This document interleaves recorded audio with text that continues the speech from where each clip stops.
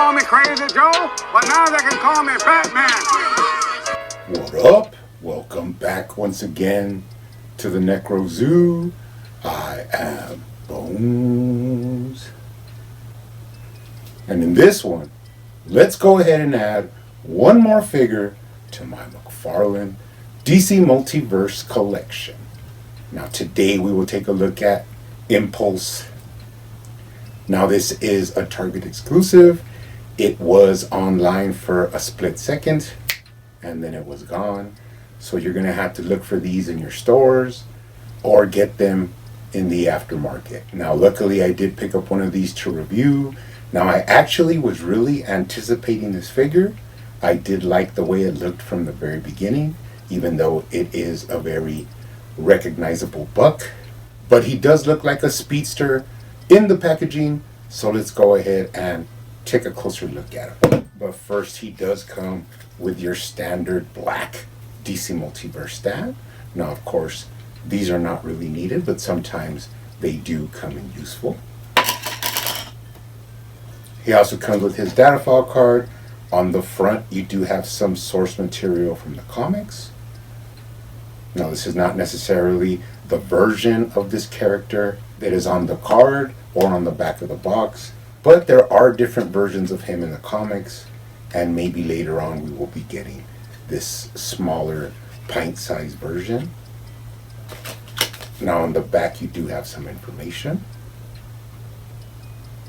And we'll go ahead and add this to the collection. Now he does come with some accessories. Now they are your standard speedster accessories from McFarlane. I do have a huge box of these now that are just, put away.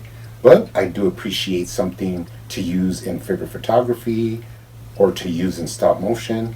Now the first ones look like they attach to the arms, but they are just your standard yellow translucent plastic effects. Some Speed Force action, and then you get some larger ones that I guess are for the legs, but they do have different shapes. They are not exactly identical, but as I said, we do appreciate that. Now let's go ahead and take a closer look at them. Now, first impressions, as we know, this is the same John Kent body book. I do feel like they did a better job at separating this one, making it look completely different. In fact, I think they've done a good job on most of the characters that have used this book. Now, I think I have a couple still to go to review, like the Superboy that used this body. But I think when we all get them in line and see the differences and know that this is a good use of this book, we will all be pleasantly surprised with the results. But he does look really nice. As I said before, when I saw the images on Instagram, I did say that this looks really awesome, and big points for the transparent goggles, which is always the chef's kiss. The design of the costume is, pretty reminiscent of the way it looks in the comics. And this white is pretty cool because it's not necessarily white. It's kind of like an off-tone white, but it does have like a brightness to it. And then the contrast of the reds really make it pop out. So this figure has a lot of life to him, I'll give him that much. And he does look rather intriguing. Now let's go ahead and take a look at the head sculpt. Love this head sculpt. This is what I was talking about it's weird how sometimes McFarlane makes a comic character look actually like real life, like live action. And it's weird because this guy looks really good.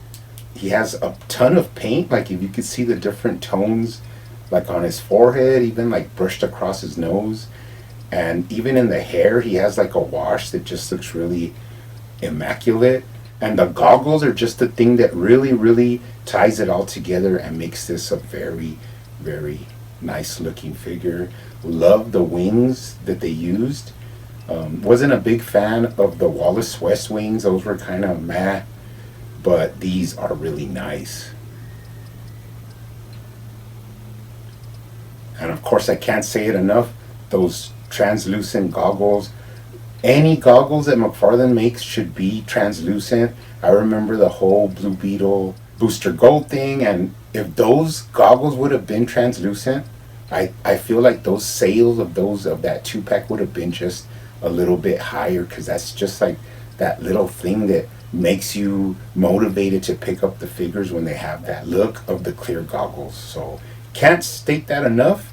That is actually the comment that I left on the McFarlane Instagram, and it was that clear goggles, nice McFarlane. So yeah, this is really nice figure, and that head sculpt is simply amazing. Let's take a look at the articulation for the head. He does look down really well.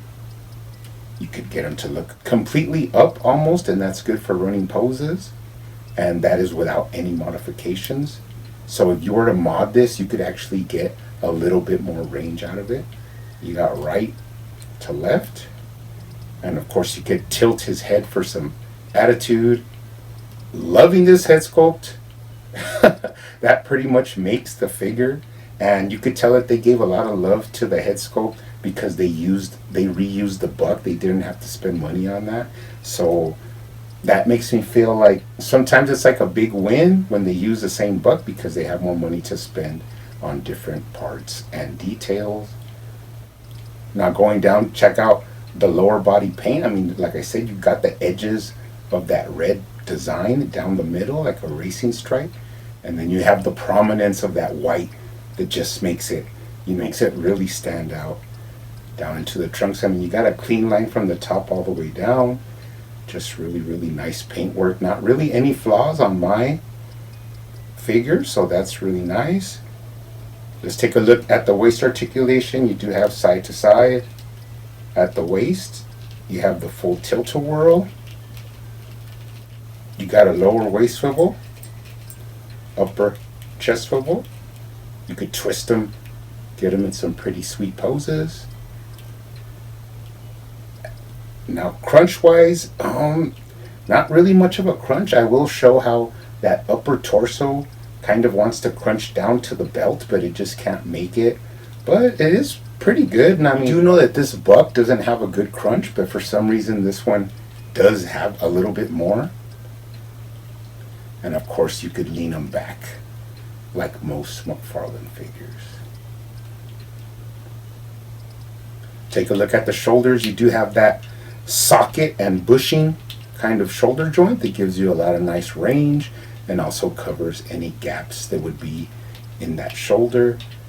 You have up and down, front to back, bicep swivel, double jointed elbows that look pretty clean, and then moving down like it's just that simple white suit going down into, now these were added on, these like little wrist buckles, and they do a good job of covering the previous sculpt, and at the same time adding a little bit of, its own unique details. You do go down to a fist on this side, but he does have that McFarlane wrist articulation. And on the other side, you do have that weird open hand. Now I did figure out why Nightwing from the Titans didn't come with any sticks. And the reason is that, I think, is because the hands that are made for this certain, these wrist pegs are only two different kinds of hands. Fist, and then this weird, like, open gesturing hand. So if you see all the figures that use this buck, they only have those two hands. They don't have any gripping hands. And the reason being because any hands that would actually be small enough to fit onto here do not use the same wrist little peg to fit in here, because I think the Gotham Knights hands were like fit on this peg, but they were just too big. That's the first hands that, here he is actually, that's the first hands that I put was the Gotham Knights hands, but they were too big. They look like giant mitts. And these are actually the original Nightwing hands, but I just had to put a little bit of tape to get them to like sit on there. So they're not actually popped in, they're just sitting there, but they're functional and everything. But the peg was just not exactly the same, so that might be why Nightwing did not receive any gripping hands. Now you can get him into a T-pose pretty simply. Pretty nice. Moving down, let's look at the thighs. Now, surprisingly, he does have nice thigh rotation and pivot. And this is without heating them up. If you ever get any of these figures that will not swivel at the hip, you just need to heat it up and move it around, and you kind of loosen it up, and you could get that full range. Now what this allows you to do is to actually move the foot from side to side without having an appealing thigh cut, and you still get that human movement at the hip. So pretty cool. Can kick up pretty high, kick back as well. Now do not be afraid about the trunks. They are made out of rubber to be able to give you more posability and range, and when you put them back, they do go back to their original shape. Now you can pop out the knee, and he does have that McFarlane hip swivel. Double jointed knees, straighten them out, up and down at the ankle, right to left, rocker, and toe articulation. Now before we go, let's take a look at this lower body. Nice crisp paint. They did do a good job of painting the pins because the outside ones match the whitish color and the inside ones are red to match that portion of the figure. And he does have these buckle straps at the ankles as well, and they do cover up that old sculpt, kind of separating him from that same body buck and adding his own little flair. And then you have your standard boots. Taking a look at them from the bottom, no tread and no identifying marks. Moving up the back, simple sculpt work, not too intricate. And then you do have the same racing stripes of red going up the backside into his back. He does have the cutout at the back of the shoulders to get more range, so that's always appreciated. All in all, an awesome looking figure. Now last time I did review Arsenal, and I said how I really enjoyed that figure, and I kind of thought he would be like one of my favorite figures, but now he's out of here, and now this is actually one of my favorite figures. Now that is funny because that usually happens, like when they release a new Batman, how everybody always says, oh, this is the best Batman ever. And that's been going on since year 2 Batman, 3 Jokers Batman, Rebirth Batman, and even now into Nightfall Batman. I mean, it just goes on and on and on. But he is pretty awesome. Now, I did go ahead and add my own little details. You know me, I just had to. And I did paint the buckles on these leather straps gold. And that actually gives them a little bit more life and color to his costume. I did the lower ones, and then I did the ones at the wrist. Pretty nice. Now, the only figures I want to bring out will be the same Buck figures. So you do have Wallace West, another speedster, and let's bring out Beast Boy, a Walmart exclusive. Kind of funny, you have Target exclusive, McFarlane exclusive, and Walmart exclusive. And then finally, let's go ahead and bring out John Kent, who is the original use of this body.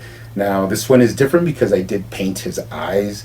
The eyes originally have that heat vision, like red, and I just repainted him to have regular eyes. I do have the other version up on my shelf, but this is the one that I repainted the eyes. So they do look good together. They actually look like a cool team. So that's pretty awesome. Although they use the same buck, they each have their own particular color scheme and little details to separate them from each other. But this figure is really nice. I don't usually say this, but don't sleep on this one. Pick him up. He looks awesome on the shelf. He's fun to get into poses. And I would have to say he is one of my favorite figures that McFarlane has released. But anyways, you guys keep hunting out there. Keep collecting.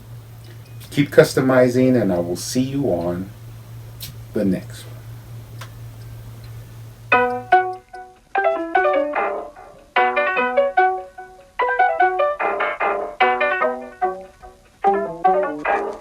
Here's the call. call me Crazy Joe, but now they can call me Batman.